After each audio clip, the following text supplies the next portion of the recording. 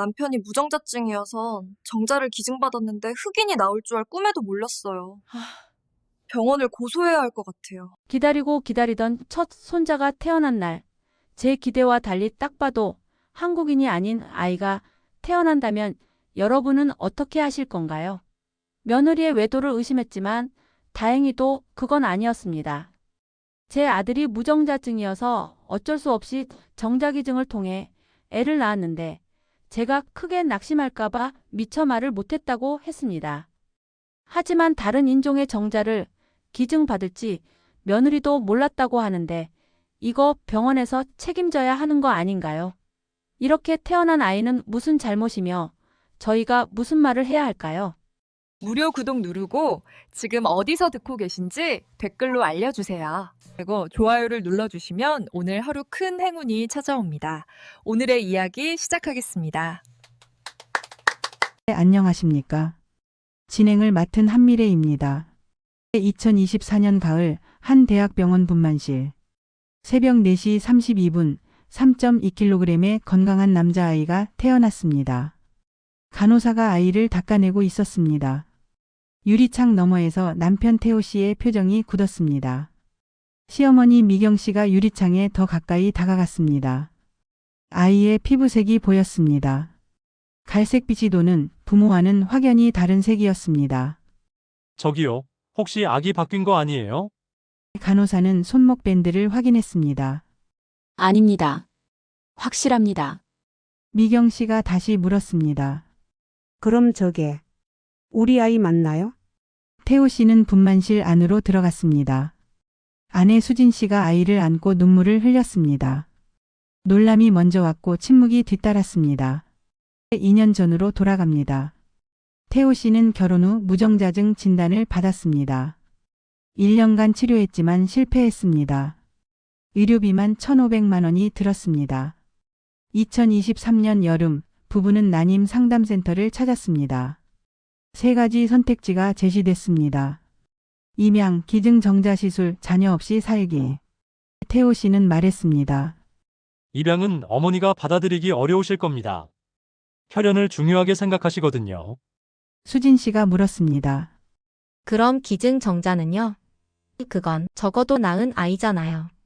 상담사는 설명했습니다. 기증자는 철저한 건강검진을 거칩니다. 신원은 익명으로 보호됩니다. 매칭은 의료진 재량으로 이루어집니다. 수진 씨가 물었습니다. 기증자 선택은 어떻게 하나요? 통상적으로는 산모와 배우자의 외형적 특징을 고려해 동일 인종 내에서 매칭합니다. 통상적으로라는 건 예외도 있다는 건가요? 상담사가 잠시 머뭇거렸습니다. 드물지만 기증자 풀이 제한적일 때는 다를 수도 있습니다. 2023년 9월 14일 부부는 동의서를 작성했습니다. 용지 5장 분량이었습니다. 3페이지 중간에 이런 문구가 있었습니다. 기증자 선택 및 매칭은 의료진의 전문적 판단과 재량에 따라 이루어지며 시술 대상자는 이에 동의합니다. 수진 씨가 물었습니다. 인종도 맞춰주시는 건가요? 간호사가 답했습니다. 네, 일반적으로는 그렇습니다. 부부는 서명했습니다. 그런데 이날 태호 씨는 혼자 한 가지 행동을 더 했습니다. 상담이 끝난 뒤 수진 씨가 화장실에 다녀온다고 먼저 나갔습니다. 태호 씨는 간호사에게 물었습니다. 기증자 풀이 어느 정도 되나요? 현재 약 70명입니다. 한국인이 대부분이고 일부 다른 배경도 있습니다. 태호 씨는 망설이다 말했습니다. 사실 저희 어머니가 외모에 대한 기대가 크세요. 혹시 기증자 배경을 조금 더 다양하게 고려할 수는 없을까요? 다양하게라고 하시면 꼭 한국인이 아니어도 괜찮습니다. 아이가 건강하기만 하면요. 간호사는 생각하더니 말했습니다. 매칭할 때 그 부분도 참고하도록 전달하겠습니다. 그리고 상담 기록지에 짧은 메모를 남겼습니다. 배우자 요청 기증자 배경 제한 없음. 태호 씨는 이 이야기를 아내에게 하지 않았습니다. 별로 중요한 게 아니니까. 혹은 말하면 복잡해질 것 같아서. 이 짧은 대화는 기록으로 남았습니다. 2023년 11월 두 번째 시술이 성공했습니다. 부부는 기뻤습니다. 하지만 한 가지 결정을 내려야 했습니다. 가족에게 언제 어떻게 알릴 것인가. 태호 씨가 말했습니다. 일단 임신이 안정기 들어가고 나서 하면 안 될까? 지금 말씀드렸다가 스트레스 받으면 유산할 수도 있잖아. 수진 씨도 두려웠습니다. 시어머니는 늘 말했습니다. 우리 태호 닮은 아기 보는 게 소원이야. 부부는 합의했습니다. 임신 사실은 알리되 기증정자 시술은 당분간 말하지 않기로. 임신은 순조로웠습니다. 미경 씨는 기뻐하며 영양제를 챙겨줬습니다. 우리 손주 건강하게 낳아야지. 수진 씨는 미안했지만 계속 말을 꺼내지 못했습니다. 2024년 10월 5일 새벽 진통이 시작됐습니다. 8시간 후 아이가 태어났습니다. 유리창 너머로 아기를 본 순간 9개월간 지켜왔던 비밀이 무너졌습니다. 설명보다 충격이 먼저 왔습니다. 회복실에서 미경 씨가 물었습니다.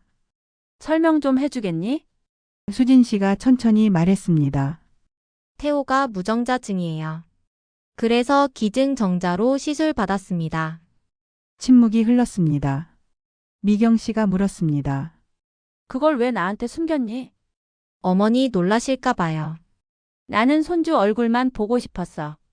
미리 알았으면 마음 준비라도 했을 텐데. 목소리가 떨렸습니다. 2023년 9월 14일자 기록지 하단에 손글씨 메모가 있었습니다. 배우자 태호 추가 요청 기증자 배경 제한 없음. 매칭 시 참고 요망. 병원은 입장을 밝혔습니다. 해당 메모는 공식 의무 기록은 아니지만 작성 시점과 작성자는 확인됩니다. 윤리위원회에서 전체 절차를 재검토하겠습니다. 퇴원 전날 수진 씨가 물었습니다. 당신 병원에 뭔가 더 말한 거 있어? 태호 씨는 고개를 숙였습니다. 미안해. 도대체 무슨 말을 한 거야? 간호사한테 물어봤어. 기증자 배경이 꼭 한국인이어야 하냐고. 아이가 건강하면 상관없다고 말했어. 수진 씨는 믿을 수 없었습니다. 그걸 왜 나한테 말 안 했어? 별거 아닌 것 같았어. 그냥 선택의 폭을 넓히는 거라고 생각했어. 별거 아니라고? 우리 아이 정체성이 걸린 문제인데? 그걸 나한테 상의도 안 하고 혼자 결정한 거야? 태호 씨는 변명했습니다. 그때는 진짜 몰랐어. 어머니 눈치도 보였고. 지금 어머니 탓하는 거야? 그날 저녁 미경 씨가 말했습니다. 왜 며느리가 사과해? 잘못한 건 우리 아들이야. 태호한테 들었어. 혼자 병원에 말한 거. 너는 몰랐던 거지? 수진 씨는 고개를 끄덕였습니다. 이 아이 잘못은 아니야. 숨긴 건 내 아들이고 절차가 잘못된 건 병원이야. 며느리가 책임질 일이 아니야. 현재 상태입니다. 병원은 윤리위원회 검토를 시작했습니다. 부부는 법률 상담을 알아보고 있습니다. 가족은 첫 회의를 열었습니다. 세 사람은 합의했습니다. 아이의 권리, 비차별, 정체성 서사를 최우선으로 한다. 법적 도덕적 책임은 별도로 검토한다. 하지만 질문이 남습니다. 병원의 의료진 재량은 어디까지인가? 동의서의 구두 설명과 문서 내용이 다르면 누구 책임인가? 남편의 단독 요청은 정당한가? 가족 내 비밀은 윤리적으로 문제없는가? 그리고 이 아이에게 언제 어떻게 말해야 하는가? 네 가지 핵심 쟁점입니다. 첫 번째 안건입니다. 핵심 질문은 이겁니다. 동의서에 의료진 재량이라고 적혀 있으면 병원은 무엇이든 할 수 있는 걸까요? 구두로는 통상 동일 인종 매칭이라고 설명했는데 문서에는 그게 없었습니다. 이런 경우 설명 의무 위반인지 아니면 적법한 절차인지 최지한 변호사님부터 말씀해 주시죠. 감사합니다. 법적 쟁점부터 정리하겠습니다. 이 사안은 3개의 층위로 나눠볼 수 있습니다. 첫째, 설명 의무 위반 여부.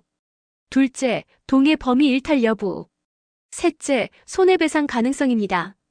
먼저 설명 의무부터 보겠습니다. 의료법 제24조 2는 의료인은 사람의 생명 또는 신체에 중대한 위해를 발생하게 할 우려가 있는 수술 등 의료행위를 하는 경우 환자에게 설명하고 동의를 받아야 한다고 규정합니다. 그럼 이 사례에서 설명 의무가 제대로 이행됐다고 볼 수 있나요? 여기서 핵심은 설명의 충분성입니다. 판례는 일관되게 환자가 의료행위의 내용과 위험성을 충분히 이해하고 선택할 수 있을 정도를 요구합니다. 이 사례를 보면 구두로는 통상 동일 인종 매칭이라고 했지만 문서에는 의료진 재량만 명시됐습니다. 문제는 통상이라는 단어입니다. 통상이라는 건 원칙이 있다는 뜻이고 원칙이 있다면 예외도 있다는 뜻입니다. 그런데 예외 가능성과 그 기준, 예외 발생 시 통지 절차에 대한 설명이 없었습니다. 바로 그 지점입니다. 저는 형사 현장에서 진술과 기록의 괴리를 많이 봤습니다. 재량이라는 단어는 병원 입장에서는 편리하지만 환자 입장에서는 블랙박스입니다. 재량의 범위가 어디서부터 어디까지인지 어떤 기준으로 판단하는지 알 수 없으니까요. 의료진 재량이 정당하려면 최소한 3가지 조건이 필요합니다. 첫째, 재량의 범위가 예측 가능해야 합니다.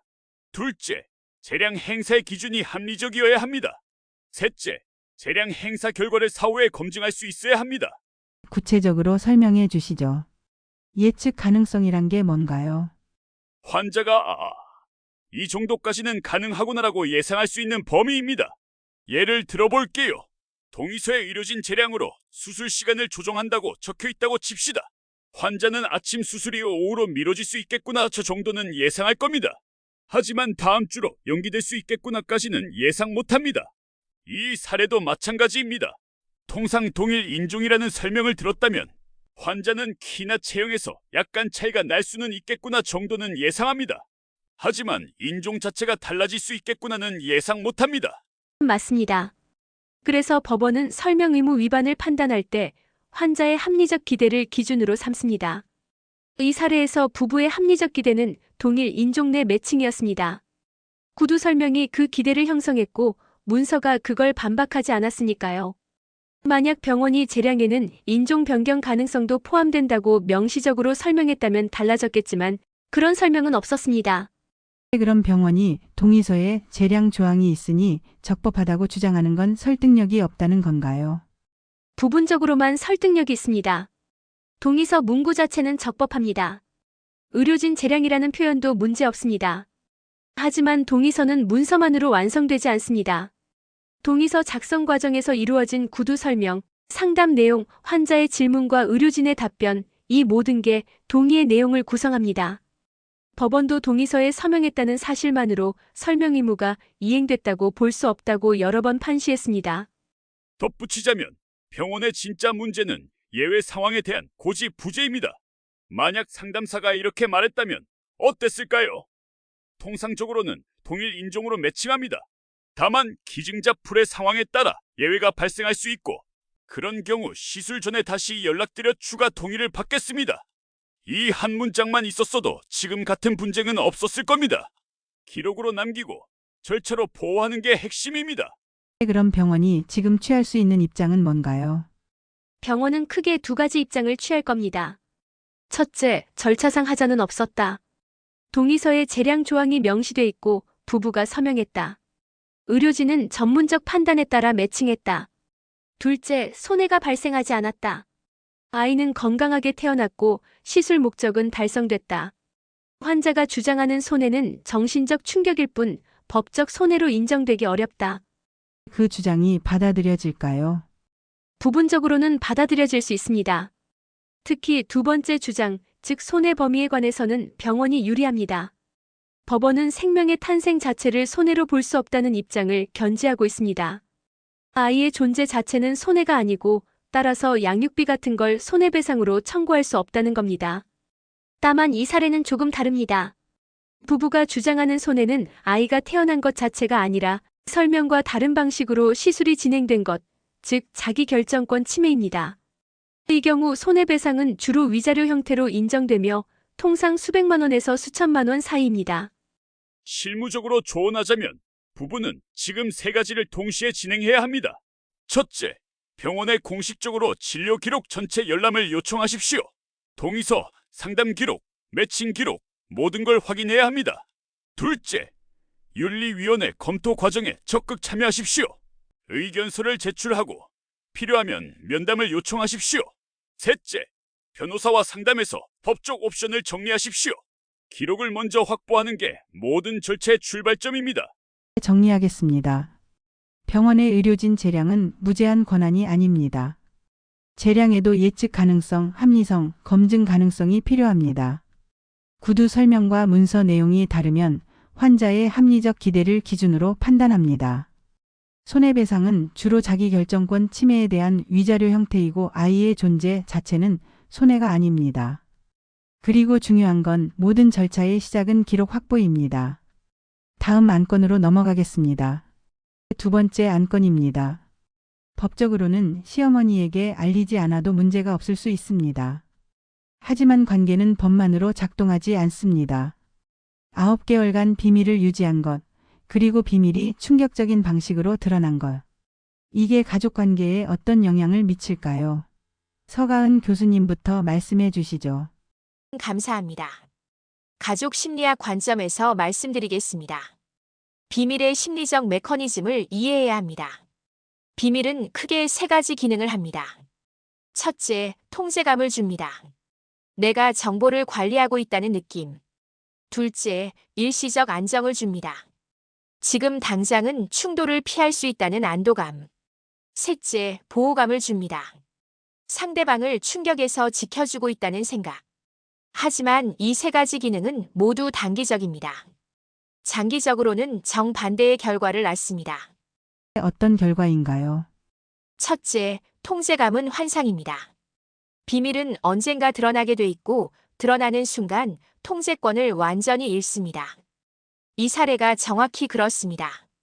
부부는 적절한 시기에 적절한 방식으로 알리자고 계획했지만 결국 가장 통제 불가능한 순간에 가장 충격적인 방식으로 드러났습니다. 둘째, 일시적 안정은 미래의 불안정을 키웁니다. 비밀을 지키는 동안 계속 긴장해야 하고 이게 관계의 균열을 만듭니다. 셋째, 보호는 실은 배제입니다. 바로 그 지점이요. 저는 지세대로서 또 정체성 문제에 민감한 세대로서 이렇게 봅니다.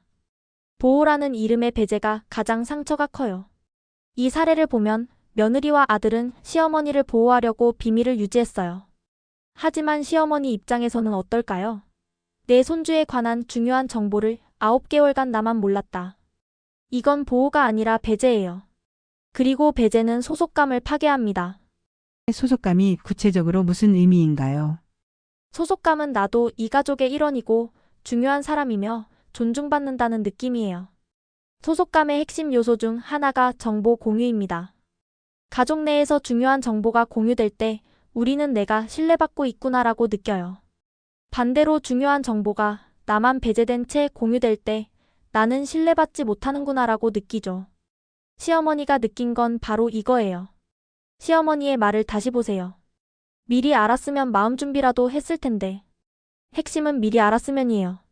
상처받은 건 기증정자 시술 자체가 아니라 9개월간 혼자 모르고 있었다는 거예요. 서가은 정확합니다. 그래서 비밀의 후유증은 2차 갈등으로 이어집니다. 처음에 말했으면 사실은 이렇습니다. 한 번의 대화로 끝났을 텐데 9개월을 숨기고 출산 순간에 드러나니까 왜 숨겼어? 나를 신뢰 안 해? 이런 추가 갈등까지 생긴 겁니다. 그리고 이 비밀 유지가 며느리에게 가장 큰 부담을 줬다는 점도 중요합니다. 남편은 자기 어머니니까 어느 정도 예측 가능하지만 며느리는 시어머니의 반응을 정확히 예측할 수 없습니다. 9개월 내내 불안했을 겁니다. 그럼 지금부터라도 회복할 방법이 있을까요? 있습니다. 관계 회복에는 3단계가 필요합니다. 첫째, 인정과 사과. 어머니, 저희가 잘못 판단했습니다. 어머니를 배제한 것 같아 죄송합니다. 이때 중요한 건 변명하지 않는 겁니다. 어머니를 보호하려고. 같은 말은 상대방에게 내 판단이 틀렸다는 거야. 라는 방어를 불러일으킵니다. 그냥 잘못했다고 인정하는 게 먼저입니다. 둘째, 감정 수용이에요. 시어머니가 화내고 서운해하고 배신감을 느낄 권리를 인정하는 거예요. 어머니 그렇게 느끼실 만해요. 충분히 화나실 수 있어요. 2단계를 건너뛰고 바로 그래도 우리 의도는 하면 안 돼요. 상대방의 감정이 충분히 표현되고 인정받을 때까지 기다려야 해요. 셋째, 앞으로의 약속입니다. 앞으로는 어머니께 먼저 말씀드리겠습니다.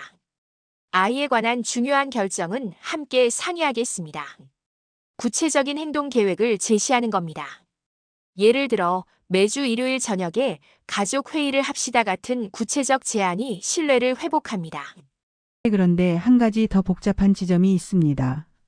남편이 아내에게도 숨긴 부분, 즉 기증자 배경 제한 없음 요청 말입니다. 이건 부부 관계에는 어떤 영향을 미칠까요? 이건 더 심각합니다. 시어머니와의 관계는 회복할 수 있습니다. 하지만 부부 관계는 신뢰가 기반입니다. 남편이 중요한 결정을 단독으로 하고 아내에게 숨겼다는 건 신뢰의 근간을 흔든 겁니다. 더 문제는 이게 아이의 정체성에 직결된 사안이라는 겁니다. 아내의 말을 다시 보십시오. 우리 아이 정체성이 걸린 문제인데 나한테 상의도 안 하고 혼자 결정한 거야. 핵심은 상의입니다. 결정 그 자체보다 상의하지 않았다는 게 배신감의 원천입니다. 맞아요. 부부는 팀이잖아요. 중요한 일은 함께 결정한다. 이게 팀의 기본 규칙이에요. 남편은 이 규칙을 깼어요. 회복하려면 4단계가 필요해요. 첫째, 남편의 완전한 인정. 당신에게 상의하지 않은 건 명백한 잘못이었어. 변명의 여지가 없어. 둘째, 아내의 감정 표현. 나는 배신감을 느꼈어. 외로웠어. 셋째, 패턴 분석. 이게 일회성인지 반복되는 패턴인지 함께 봐야 해요. 넷째, 구체적 규칙 만들기. 앞으로 우리 두 사람에게 영향을 미치는 결정은 반드시 함께 한다. 이런 약속을 문서로 만들어야 해요. 정리하겠습니다. 비밀은 단기적으로는 통제감과 안정을 주지만 장기적으로는 신뢰와 소속감을 파괴합니다. 중요한 정보를 공유하지 않는 건 보호가 아니라 배제입니다. 회복하려면 인정, 사과, 감정 수용, 그리고 앞으로의 구체적 약속이 필요합니다. 그리고 부부간 비밀은 더욱 심각합니다. 신뢰 회복을 위해서는 명확한 규칙과 지속적인 행동 변화가 필요합니다. 다음 안건으로 넘어가겠습니다. 세 번째 안건입니다. 가장 논란이 되는 지점입니다. 부부가 함께 동의서에 서명했습니다. 그런데 그 직후 남편이 혼자 병원에 추가 요청을 했습니다. 기증자 배경 제한 없음. 아내는 몰랐습니다. 이게 정당한가요? 최지한 변호사님, 법적으로 어떻게 봐야 할까요? 법적으로 명확합니다. 부부 공동 동의가 필요한 사안에서 한쪽의 단독 변경은 원칙적으로 무효입니다. 생식보조의료 관련 규정을 보면 기증자 정자를 이용한 시술은 부부 양쪽에 서면 동의를 요구합니다. 이건 단순한 형식이 아닙니다. 왜 부부 공동 동의를 요구하는가?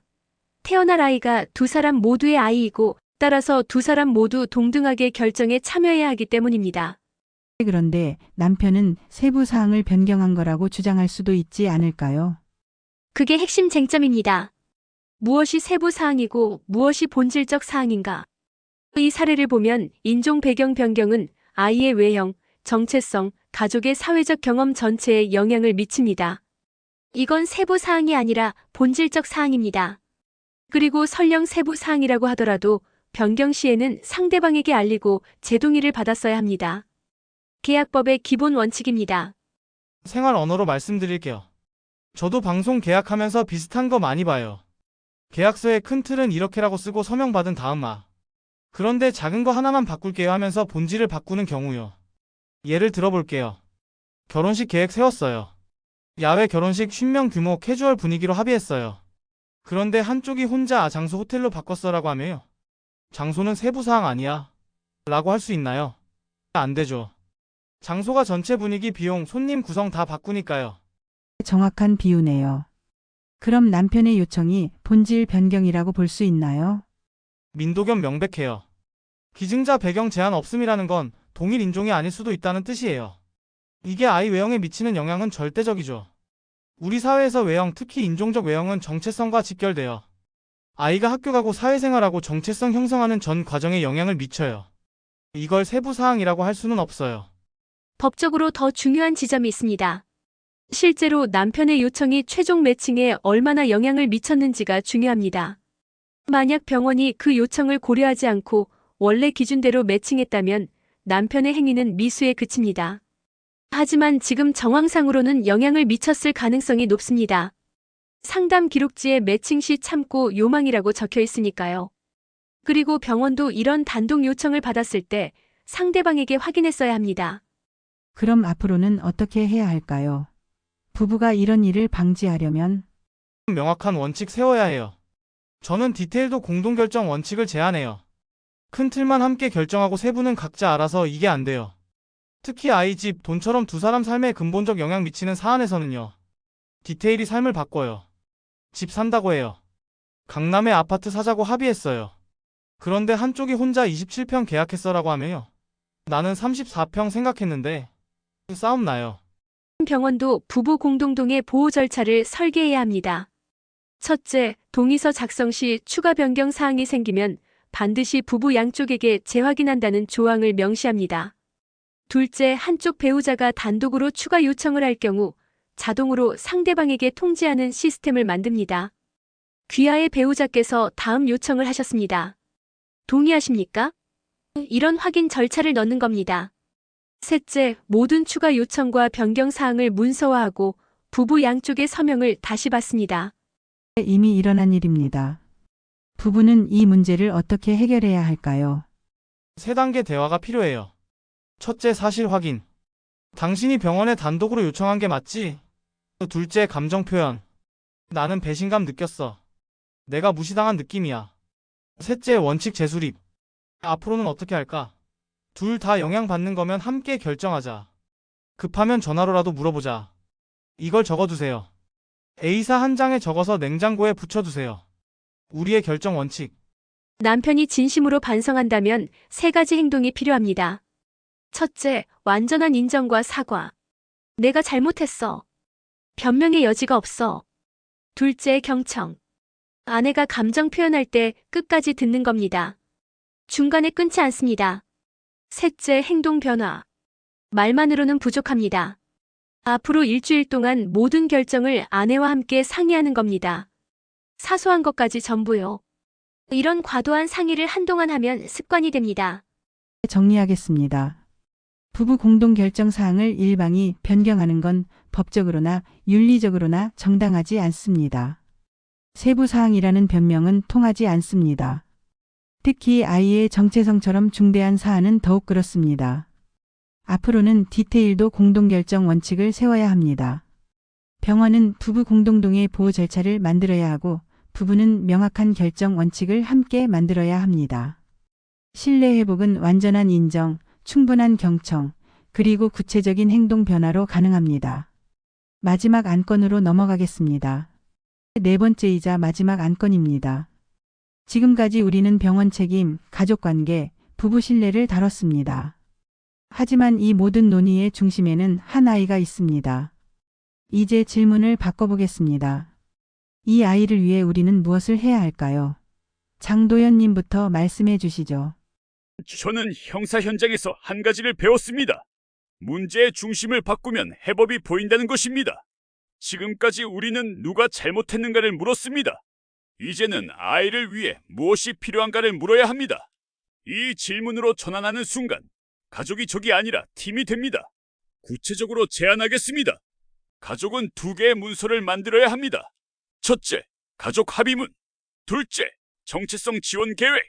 기록이 기억을 지킵니다. 가족 합의문에는 뭐가 들어가야 하나요? 4가지 핵심 조항입니다. 첫째, 정보 공개 원칙. 아이에 관한 중요한 정보는 가족 모두가 공유한다.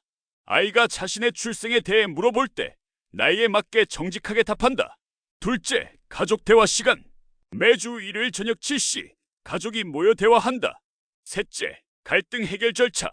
가족 내 갈등이 생기면 24시간 내에 대화 시간을 갖는다. 해결이 안 되면 제3자 상담을 받는다. 넷째, 외부 지원 계획. 아이를 위해 필요하면 전문가 상담, 또래 모임을 적극 활용한다. 이 4가지를 A사 한 장에 적어서 가족 모두가 서명하십시오. 정체성 지원 계획은 아이의 정체성 발달을 돕기 위한 구체적 행동 계획입니다. 7가지 영역으로 나눠볼 수 있습니다. 첫째, 언어 환경. 아이 앞에서 아이가 듣는 곳에서 절대로 아이의 출생이나 외모를 부정적으로 언급하지 않는다. 이게 가장 중요합니다. 아이는 부모의 말을 듣고 자기 정체성을 형성합니다. 너는 특별해. 너는 선택받았어. 이런 긍정적 문장만 반복해야 합니다. 둘째, 책과 미디어예요. 다양한 배경의 인물이 나오는 책, 영화, 프로그램을 함께 본다. 아이가 나처럼 생긴 사람도 많구나. 나와 비슷한 배경의 사람들도 훌륭하게 살고 있구나라고 느낄 수 있어야 해요. 셋째, 또래 환경. 비슷한 배경의 또래를 만날 수 있는 모임에 참여한다. 아이가 혼자가 아니라는 걸 느끼게 하는 거예요. 넷째, 가족 내 교육. 부모와 할머니가 먼저 다문화, 인종, 정체성에 대해 배운다. 부모가 편견이 있으면 아이에게 전달됩니다. 다섯째, 호칭과 지칭. 우리 아들, 우리 손주 이런 호칭을 자연스럽게 쓰십시오. 기증정자로 태어난 아이라는 식의 지칭은 절대 쓰지 마십시오. 여섯째, 농담과 금지어. 아이의 외모나 출생에 관한 농담은 절대 금지한다. 가족끼리도 안 됩니다. 일곱째, 확장 가족 교육이에요. 친척들에게도 미리 알리고 교육한다. 명절이나 가족 모임에서 친척들이 무심코 하는 말이 아이한테 상처가 될 수 있어요. 이 아이 누구 닮았어? 피부색이 왜 이래? 이런 질문이 나오지 않도록 미리 설명하고 부탁해야 해요. 아이가 자라면서 자기 출생에 대해 물어볼 텐데 그때는 어떻게 대답해야 할까요? 나이별 가이드를 드리겠습니다. 만 3-5세는 단순하고 긍정적으로 답합니다. 너는 특별한 방법으로 태어났어. 엄마 아빠가 너를 많이 기다렸어. 우리는 너를 정말 사랑해. 만 6-9세는 조금 더 구체적으로 설명할 수 있습니다. 아빠가 아기를 가질 수 없는 상태였어. 그래서 다른 분이 도와주셨어. 만 10-13세는 더 많은 정보를 원합니다. 기증자, 난임, 시술 같은 용어를 정확히 설명하십시오. 만 14세 이상 청소년기에는 정체성 혼란이 올 수 있어요. 그럼 나는 누구지? 이런 질문을 할 수 있어요. 이때 부모가 해야 할 일은 두 가지예요. 첫째, 아이의 모든 감정을 인정하는 것. 궁금하고 혼란스러운 게 당연해. 둘째, 계속 사랑을 확인시키는 것. 유전자가 누구든 너는 우리 아들이야. 이건 절대 변하지 않아. 실천 타임라인을 제안하겠습니다. 지금부터 한 개월 이내 가족 합의문과 정체성 지원 계획을 작성하고 서명하십시오. 3개월 이내 전문가 상담을 최소 3회 받으십시오. 6개월 이내 또래 모임이나 커뮤니티를 찾아 최소 1회 참여하십시오. 1년 이내 아이를 위한 책 10권을 읽고 가족이 함께 볼 영화를 5편 보십시오.